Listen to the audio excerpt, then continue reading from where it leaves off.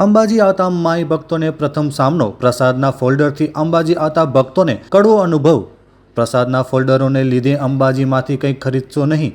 અંબાજી દર્શને આવતા લોકોમાં અંબાજી પ્રત્યે લૂંટનો સંદેશો। આ સંદેશથી બીજા વેપારીઓને પણ નુકસાન।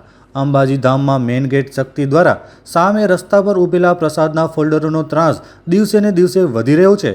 શ્રદ્ધાળુઓ પાસેથી મોટી રકમ વસૂલીને ધાર્મિક સ્થળ પ્રત્યે ખોટો સંદેશો આપી રહ્યો છે, જેના કારણે અંબાજી આવતા માઈ ભક્તો અંબાજીમાં ખરીદી કરવા માંગતા નથી।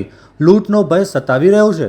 અંબાજી શક્તિ દ્વારા રોડ આગળ વાહન પાર્કિંગની સુંદર વ્યવસ્થા હોવા છતાં પણ તેઓ રોડ પર વાહન પાર્કિંગની બાંહેધરી આપી રહ્યા છે, જેને કારણે ટ્રાફિકના નિયમોનો ભંગ।